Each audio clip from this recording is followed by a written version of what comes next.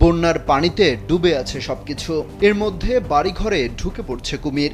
এমনকি বন্যায় ডুবে থাকা রাস্তাঘাটেও দেখা মিলছে কুমিরের। লোকালয়ে ঢুকে পড়া বেশ কয়েকটি কুমিরের দৃশ্য ধরা পড়েছে ক্যামেরায়। এতে দেখা যায় কারো মুখে মরা জীবজন্তু, কেউ আবার খাবারের খোঁজে হন্যে হয়ে এদিক ওদিক ঘুরে বেড়াচ্ছে। আক্রমণ থেকে রক্ষা পেতে দানবীয় একটি কুমির ধরেও ফেলে গ্রামবাসী। পরে সেটি বেঁধে নিয়ে যাওয়া হয়। বন্যা পরিস্থিতির পাশাপাশি এখন কুমিরের আতঙ্কে ভুগছে বানভাসীরা। গত কয়েকদিনে ভারী বর্ষণে বন্যা পরিস্থিতি তৈরি হয়েছে ভারতের গুজরাটে। 3 দিনে সেই রাজ্য থেকে মোট 35 জনের মৃত্যুর খবর পাওয়া গেছে।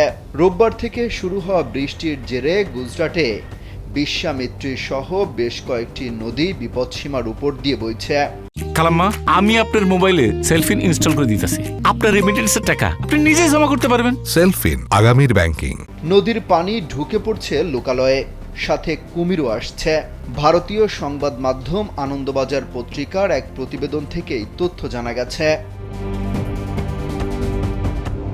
প্রতিবেদনে বলা হয়, বরোদা শহর এবং আশপাশের লোকালয়ে কুমির ঘুরে বেড়ানোর বেশ কয়েকটি ভিডিও সামাজিক মাধ্যমে ভাইরাল হয়েছে।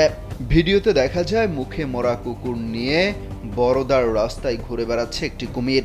বরোদা এবং আশপাশের এলাকায় বসবাসকারী 3000-এরও বেশি মানুষকে নিরাপদে সরিয়ে নেওয়া হয়েছে।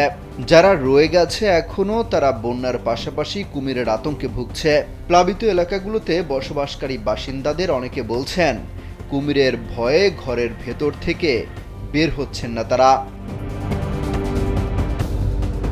তবে এখন পর্যন্ত কুমিরের আক্রমণে হতাহতের কোনো খবর পাওয়া যায়নি। বেশ কয়েক জায়গায় স্থানীয়রা কুমির আটক করে রাখার খবর পাওয়া গেছে। অমিত হাসান রবিন, কালবেলা।